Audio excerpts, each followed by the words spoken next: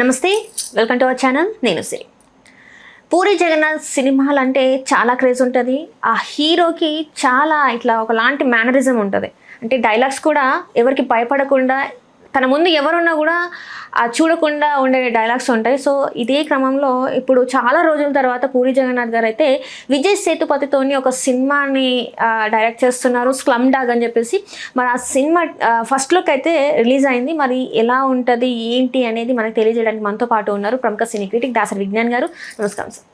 Slum dog మనం బాలీవుడ్ది అది చూసాము, స్లమ్ డాగ్.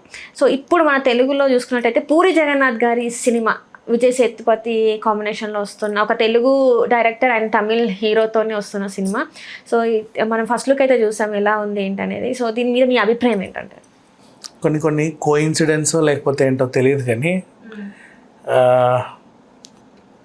ఎల్లమ్మ సినిమా ఉందా? ఎల్లమ్మ తల్లి అంటే మనకు గుర్తొచ్చేది ఎవరు? దేవతలు, గ్రామ దేవతలు, ఏరియా గుర్తొస్తుంది. మన తెలంగాణనే గుర్తొస్తుంది. ఏరియా పర్టికులర్గా హైదరాబాద్. ఏం టెంపుల్? ఎల్లమ్మ తల్లి టెంపుల్. ఎక్కడ ఏరియాది? ఇది బల్కంపేట. బల్కంపేట ఎల్లమ్మ తల్లి. ఆ రోడ్డు ఉందా, దాన్ని 33 టెంపుల్ రోడ్ అంటారు. ఓకే. అవును, ఆ రోడ్ అలాగే అంటారు, 33 టెంపుల్ రోడ్. స్లమ్ డాగ్ కింద 33 టెంపుల్ రోడ్ అని ఉంది, ట్యాగ్ లైన్ ఉంది. నెక్స్ట్ సరే అట్లంటే అది ఒకటే ఉందా అంటే అట్లా ఏం లేదు. జూబ్లీ హిల్స్లో ఇక్రీసైట్ కాలనీ అని ఒకటి ఉంటుంది, కొంచెం స్లమ్. ఎంత జూబ్లీ హిల్స్ అన్నా లిటిల్ ఒక బస్తీ టైప్ ఆఫ్ స్లమ్ ఉంటుంది అక్కడ. అక్కడ కూడా హనుమాన్ టెంపుల్ని 33 టెంపుల్ స్ట్రీట్ అంటారు. లాస్ట్ టైము టెంపుల్ కూలగొట్టారు అని ఎమ్మెల్యే కాలనీలో, మన బోనాల పండుగ అప్పుడు. అది కూడా 33 టెంపుల్ స్ట్రీటే. ఇకపోతే ఇక ఫుల్ ప్లెడ్జ్డ్ స్లమ్ ఉండి బాగా ఫేమస్ టెంపుల్ మన మహంకాళి టెంపుల్, 33 టెంపుల్స్ స్ట్రీట్ అది. నెక్స్ట్ బడిచౌది కింగ్ కోటి దగ్గర, అక్కడ కూడా 33 టెంపుల్ స్ట్రీట్ ఉంది. మరి ఆ 33 అంత ఇదిగా ఎందుకు పూరి ఎంచుకున్నాడో నాకు తెలియదు కానీ మన హైదరాబాద్లోనే ఉన్న 4-5 ప్రాంతాలలో మీరు గూగుల్లో కొడితే వస్తుంది 33 టెంపుల్ రోడ్, 33 టెంపుల్ స్ట్రీట్ అంటే ఓ 4-5 వస్తాయి. అవన్నీ చూస్తే ఇవే అనమాట. అయితే slum dog title, slum dog. ఈ విజయ్ సేతుపతి లుక్ను చూసినా మొత్తం చింపి ఏది మన కుబేరాలో ధనుష్ ఇట్లా చూస్తే స్లమ్ డాగ్ టెంపుల్ పక్కనే అడుక్కునే వాళ్ళు ఉంటారు కదా, చిన్న పూరి గుడిసెలు వేసుకొని అక్కడక్కడక్కడే ఉంటారు. వాళ్ళకి సంబంధించిన స్టోరీ ఏమో అని చెప్పేసి అనిపించింది. దానికి తగ్గట్టుగా వీళ్ళు కూడా ట్యాగ్ లైన్లు ఇచ్చాడు. ఏది స్లమ్లోనే వాళ్ళ దాంట్లోనే ఒక తుఫాను వస్తుంది, ఆ ఒక సిట్యువేషన్ని క్రియేట్ చేసినట్టుగా వీళ్ళు మాట్లాడారు ఈ సినిమాకి సంబంధించి. సో పూరి చెప్పగానే అంటే హైదరాబాద్ బ్యాక్గ్రౌండ్ నుంచి తీసుకుంటున్నాడా అనే డౌట్ వచ్చింది. బికాజ్ హైదరాబాద్ స్లాంగ్ ఆ మేనరిజంని పూరి తప్ప ఎవరు ఎక్కువ బాగా చేయలేరు. మిగతా వాళ్ళు ఎంతమంది ట్రై చేసినా ఏదో ట్రై చేశారు అన్నట్టు ఉంటుంది కానీ పూరి సినిమాలో హీరో అరే నిజంగా హైదరాబాద్ వాడు వీడు అన్నట్టు ఉంటుంది. మనం రామ్ని చూసాం ఈ స్మార్ట్. అంతకుముందు కూడా ఈ ముంబైని ఉచ్చబోయించడానికి వెళ్ళినప్పుడు కూడా హైదరాబాద్ నుంచేగా వెళ్ళింది. అందులోనూ హైదరాబాద్ బాగా చూపిస్తాడు. బిజినెస్ మ్యాన్ అంటే పూరి జగన్నాథ్ సినిమాలు అన్నీ కూడా ఎట్లా ఉంటాయంటే ఆ స్లాంగ్ ఒకటి బాగుంటుంది. హైదరాబాద్ స్లాంగ్ని ఎలివేట్ చేస్తాడు, అచ్చుకుద్దినట్టు దింపుతాడు. వేరే హీరోలతో పలికించినా కూడా వాళ్ళు నిజంగా హైదరాబాదీ ఏమో అన్న ఫీలింగ్ వచ్చేలాగా తను మోల్డ్ చేసుకుంటాడు. మరి విజయ్ సేతుపతి హైదరాబాదీకి ఎలా మ్యాచ్ అవుతాడు, అతనికి ఆ స్లాంగ్ ఎలా సెట్ అవుతుంది? అసలు తెలుగు మాట్లాడటమే గ్రేట్, తమిళియన్. అట్లాంటిది మరి తెలుగులో ఒక స్లాంగ్ మాట్లాడటం ఇంకా గ్రేట్. మరి అది తెలియదు హైదరాబాద్ నుంచే ఉంటుందా లేదు. ఈ 33 టెంపుల్ రోడ్ అంటే హైదరాబాద్లోనే ఉండాల్సిన అవసరం లేదుగా, ఇంకెక్కడైనా సరే ఉండొచ్చు కదా. సో ఈ రకంగా చూసుకుంటే ఇది హైదరాబాదీ సినిమానా లేకపోతే అట్లా ఇంకెక్కడన్నా ఉన్నటువంటి స్టోరీని వీళ్ళు చేస్తున్నాడా అంటే ఆ పోస్టర్లో చూసుకున్నట్టయితే మనకి మొత్తం మనీ అంటే డబ్బుల నోట్స్ మొత్తం ఇట్లా గాల్లో ఉన్నట్టు ఉంటాయి. ఏమైనా రాబరీకి సంబంధించిందా, మరి గుళ్ళో రాబరీయా లేకపోతే ఏంటి? అదే టెంపుల్ రోడ్ అన్నాడు కాబట్టి ఆ టెంపుల్కి సంబంధించిన ఎవడన్నా రాబరీ చేస్తే ఈ పేదవాడు అతన్ని కాపాడే ప్రయత్నం చేస్తే చాలా కేసులలో వీళ్ళనే దొంగలు అని చెప్పి వేస్తూ ఉంటారు. అది ఎంచుకున్నాడా చూడు, ఒక చిన్న పోస్టర్ రిలీజ్ చేస్తేనే ఎన్ని డౌట్లు వస్తున్నాయి మనుషులకి. అండ్ ఇంటర్నెట్లో కూడా మంచి మంచి తెలివైన వాళ్ళు ఉంటారు మా ఈ యూట్యూబ్ ఛానల్స్లలో, బాగా డీకోడ్ చేస్తూ ఉంటారు. ఇది గమనించారా, ఇది గమనించారా అని చెప్పి వాళ్ళు కూడా ఒక స్టోరీ వేసేస్తారు. ఇట్లా చూస్తే అండ్ కొన్నిసార్లు పోస్టర్ని ఏఐలో వేసామనుకో అదొక స్టోరీ ఇస్తుంది. ఏ రకంగా చూసుకున్నా పూరి సినిమా అంటే అది హిట్ ఫ్లాప్ అనేది పక్కన పెడితే అందరికీ అది ఏంటని తెలుసుకోవాలన్న ఆతృత ఎక్కువగా ఉంటుంది. ఎప్పటి నుంచో మనకి పూరి టైం నుంచి ఇప్పటివరకు ఉన్న డైరెక్టర్స్ ఉన్నారు, వాళ్ళందరూ మంచి మంచి హిట్లు ఫ్లాపులతో కొంతమంది కనబడకుండా పోయిన వాళ్ళు ఉన్నారు, కొంతమంది పాన్ ఇండియా లెవెల్కి వెళ్ళిపోయిన వాళ్ళు ఉన్నారు. కాకపోతే పూరి జగన్నాథ్ మాత్రం ఏంటో ఒక సినిమా బాగా డబ్బులు వస్తే ఇంకో దాంట్లో పోగొట్టుకోవడం, ఇంకోటి వస్తే మళ్ళీ ఇంకో దాంట్లో పోగొట్టుకోవడం. కానీ వ్యసనం అనేది పోదు తెలుసా, వ్యసనమే ఇది. అయినా సరే ఏదో ఒకటి తీయాలి, ఏదో ఒకటి తీయాలి.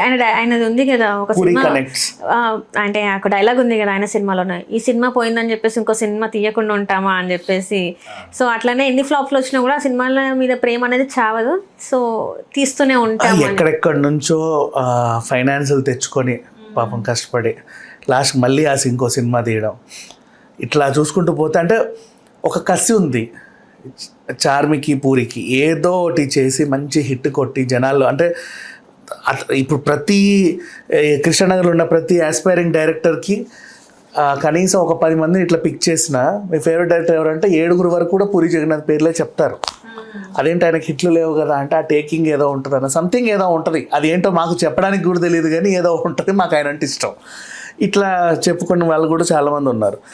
పూరి దగ్గర అసిస్టెంట్గా పనిచేయాలని, ఈవెన్ ఆర్జీవి దగ్గర కూడా అసిస్టెంట్గా పనిచేయాలని. హిట్లు పెద్దగా ఏమి ఉండవు కానీ వీళ్ళ దగ్గర నేర్చుకోవడానికి వెళ్ళే వాళ్ళు చాలామంది ఉంటారు. అట్లాంటి రేర్ డైరెక్టర్ పూరి అని చెప్పుకోవచ్చు. ఆంధ్ర వాళ్ళ సినిమా యాక్చువల్గా సరిగ్గా ఆడలా, కానీ నీకు దానికి ఒక రికార్డ్ ఉంది, 10 లక్షల మంది ఆడియో రిలీజ్ అని చెప్పేసి.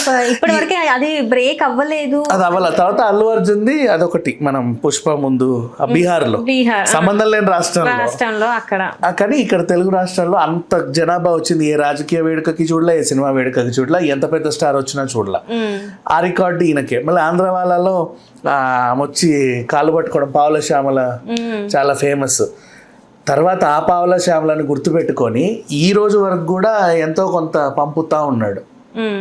ఈవెన్ రమాప్రభ కూడా చాలా సందర్భాల్లో చెప్పింది, నెలకి కనీసం ఇంత అమౌంట్ నాకు ఈయన దగ్గర నుంచి వస్తే, ఆయన దగ్గరే లేవు కదమ్మా మీకు ఎలా ఇస్తాడు, ఆ సంబంధం లేదు, నేను ఇస్తున్నానంటే ఇస్తున్నాను అంతే, ఎట్లా నేను చచ్చి చెడి ఇవ్వాలి, ఆ టైప్ ఆఫ్. అందుకే వీళ్ళ ఆశీర్వాదాలు ఉండి ఇప్పటివరకు మనకి కనబడుతున్నాడు పూరి జగన్నాథ్. ఇప్పుడు ఈ స్లమ్ డాగ్ అనే సినిమా టైటిల్లోనే మనకు స్టోరీ అర్థమైపోతుంది. ఇప్పుడు ఇంత డీకోడ్ చేశారు అంటే, ఈవెన్ ఆ ట్యాగ్ లైన్తో అది ఎక్కడ జరుగుద్దో కూడా చెప్పేశాడు, లుక్స్తో ఏం జరగబోతుందో చెప్పేశాడు. ఆల్మోస్ట్ ఇంచుమించు 70% స్టోరీ నుంచి ముందే చెప్పేస్తాడు టీజర్లలో, ట్రైలర్లలో. ఇప్పుడు ఫర్ ఎగ్జాంపుల్ మహేష్ బాబు సినిమా బిజినెస్ మ్యాన్ది ట్రైలర్లోనే నేను ముంబైని ఉచ్చబోయించడానికి వచ్చాను డైలాగ్ వచ్చింది, అర్థమైపోయింది స్టోరీ, ఇతను అక్కడికి వెళ్ళి ఏదో చేయడానికి వచ్చాడు అని. సో ఇట్లాంటి ఎలిమెంట్స్ అంటే ముందే స్టోరీ కూడా చెప్పేసి జనాలు అంటే నువ్వు ఏమో ఆలోచించుకొని ఇక్కడికి రాకరా బాబు, నేను ఏం తీస్తున్నానో ముందే చెప్పేస్తున్నా, వచ్చి కూర్చొని ఎంటర్టైన్ అవ్వు చాలు. అలా కొన్ని సినిమాలు ఇబ్బంది పెడతాయి, దాన్ని ఏం చేయలేము. ఇప్పుడు ఇస్మార్ట్కి సీక్వెల్ తీయాలనుకోవడం దెబ్బపడింది. అంతకుముందు కూడా సోలోగా కొన్ని సినిమాలు ఫెయిల్ అయినా, కానీ ఇప్పుడు నేనింతే సినిమా ఎంత ఫ్లాప్ అయినా ఈ రోజు వరకు కూడా చూస్తూ ఉంటారు, ఎన్నిసార్లు అయినా చూస్తూనే ఉంటారు. ఆ రింగ్ టోన్ అందరికి అదే. ఇప్పుడు ఈ సినిమా వాళ్ళందరికీ కూడా ఈ రోజు వరకు కూడా అదే రింగ్ టోన్లు. నువ్వు ఫోన్లు చేయ మేకప్ మెన్లకి, అసిస్టెంట్లకి, ఎవరికైనా అదే వినిపిస్తూ ఉంటాం. అట్లా పూరి జగన్నాథ్ సినిమాలకి ఎప్పుడు కూడా ఒక బ్రాండ్ ఇమేజ్ అనేది ఉంది, అది ఎప్పటికీ ఉంటుంది కూడా. అండ్ మధ్యలో ఈయన మీద ఆ కేసులని ఈ కేసులని పెట్టినా కూడా ఏది సరిగా నిలబడలా. పూరి సినిమా కోసం ఎదురు చూసే ప్రేక్షకులు ఉంటారు. సో విజయ్ సేతుపతితో ఒక మంచి హిట్ ఈ ఇయర్ రిలీజ్ అవుతుందేమో అని నాకు అనిపిస్తుంది. అయితే విజయ్ సేతుపతి బర్త్డే కాబట్టి ఆ సందర్భంగా ఇది రిలీజ్ అయింది. లేకపోతే మనకి అంటే ఎప్పటి నుంచో ఎదురు చూస్తున్నారు ఇది అసలు సినిమా ఏంటి ఈ అనౌన్స్మెంట్ కోసము. అది అనౌన్స్మెంటే వాయిదాలు పడతా ఈ రోజుకి వచ్చింది. ఆ అనౌన్స్మెంటే జస్ట్ షూటింగ్ అయిపోయింది ఈ సినిమాకి ఆల్రెడీ. ఇప్పుడు పోస్ట్ ప్రొడక్షన్ పనులే నడుస్తున్నాయి. ఒక మంచి డేట్కి వీళ్ళు నన్ను అడిగితే సంక్రాంతి సమ్మర్ లోపు ఏదో ఒక డేట్కి వచ్చేస్తారని అనిపిస్తుంది. Right sir, right. Thank you so much. Hello, Telugu రాజ్యం ఛానల్ చూస్తున్నారా? సామాజిక, రాజకీయ, జీవన చిత్రణే తెలుగు రాజ్యం. అతిశయోక్తులు, అసత్యాలు ఉండవు. రాజకీయ కోణం కాదు, ప్రజా కోణమే కొలబద్ద. తెలుగు రాజ్యం వీక్షణ మీ ఉత్తమ అభిరుచికి నిదర్శనం.